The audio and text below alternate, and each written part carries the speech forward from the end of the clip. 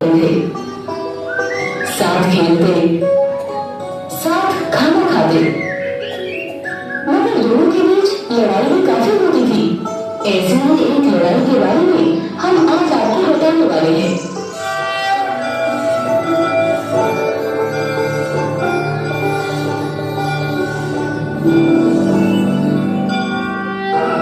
एक बार माँ पार्वती अपने दोनों पुत्रों को बड़े प्यार से भोजन खिला रही थी। ये निवाला गणेश का, ये निवाला कार्तिकेय का। माँ ने आज का खाना तो बहुत ही स्वादिष्ट बना है और ये लड्डू देखकर तो मेरे मुंह में पानी आ गया है। ओह गणेश, तुम कितना सारा खाते हो? माँ, ये गणेश एक बार में कितना लड्डू खा सकता है? मेरे तो सिर्फ 2 ही लड्डू खत्म हुए हैं, मुझे और लड्डू चाहिए। माँ, आप पहले मुझे लड्डू दो। नहीं माँ, पहले मुझे दो। ये कार्तिक, मैंने तो सारे लड्डू खा लिए। दम है तो मुझे पकड़ कर देखा तो आपने गणेश सारे लड्डू ले भागा। रुकिए, इसे तो मैं अभी तक करता हूँ। कार्तिक, मैं तो यही खा रही हूँ। कितने स्वादिष्ट लड्डू हैं ये। बच्चों, तुम दोनों का खेलना झगड़ा हो जाए तो मुझे बुला लेना, मैं वहां बैठी हूँ। आज तो मैं तुम्हें पकड़ कर नहीं होगा। नहीं कार्तिक, तुम मुझे नहीं पकड़ सकते।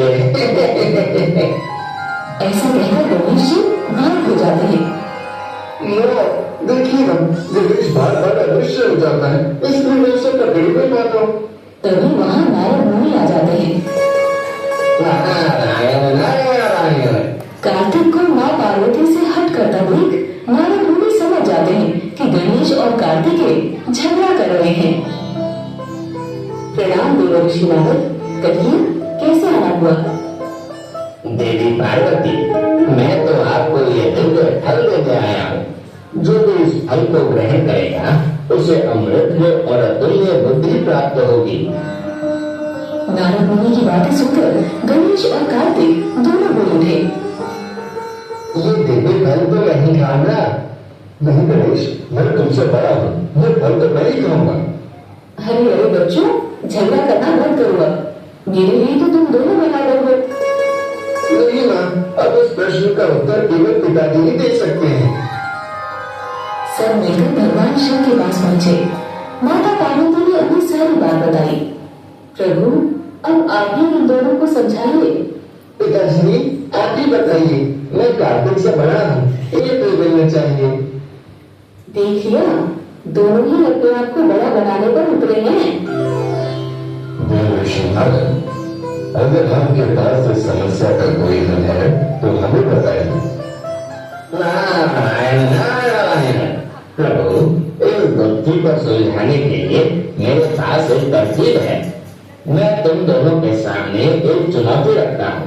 जो जीतेगा वही इस फल का असली हकदार होगा और वही बड़ा भाई माना जाएगा। कैसे चुनौती दे ऋषि नारद? तुम दोनों को पृथ्वी की परिक्रमा करनी होगी।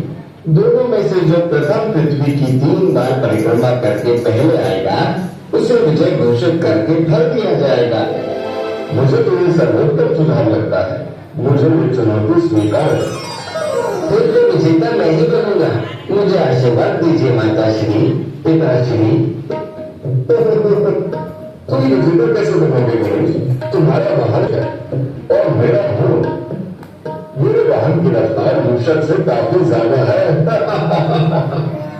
ऐसा कहकर कार्तिक तुरंत अपने दिव्य वाहन मोर पर सवार हो गए और आकाश में उड़ते हुए चले गए।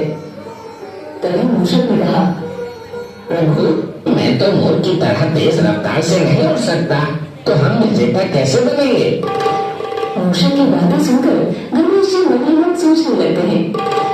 मेरा वाहन मूषक तो उड़ नहीं सकता और कितना भी तेज क्यों ना दौड़ ले, फिर भी मोर के सामने जीतना तो असंभव होगा। मुझे कुछ और तरकीब लगानी पड़ेगी। तब उन्हें एक विचार सूझा। वो मन ही मन मुस्कुराए और बोले, तुम चिंता मत करो मूषक, तेज रफ्तार की जरूरत नहीं पड़ेगी। माताश्री, पिताश्री, आप दोनों ही कृपया साथ में विराजमान हो जाइए। पुत्र गणेश, तुम धरती की परिक्रमा नहीं कर रहे? तुम्हें प्रतियोगिता में हिस्सा नहीं मिला क्या? पार्वती, हमारे दोनों पुत्र बहुत बुद्धिमान है। गणेश अगर ऐसा कर रहा है तो कुछ सोच कर ही कर रहा होगा। गणेश जी ने अपने हाथ जोड़े और भक्ति के साथ भगवान शिव और पार्वती के समक्ष चक्कर लगाने लगे। गणेश को ऐसा करता देख भगवान शंकर, माता पार्वती और देवर्षि नारद चकित रह गए। वो सोचने लगे कि बाल गणेश ये क्या कर रहे हैं।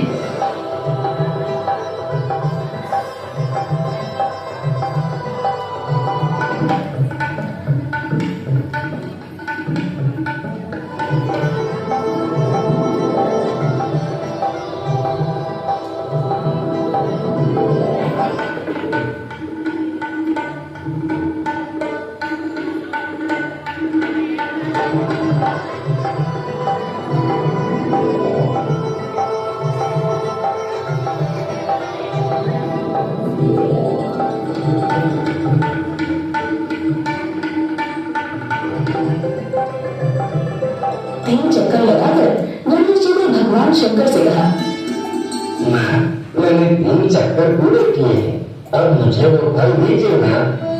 मगन पुत्र, तुमने तो हमारे इर्द गिर्द चक्कर लगाए, तुम तो विश्व के भ्रमण पर गए ही नहीं, तो हम कैसे कह सकते हैं कि तुम जीत गए?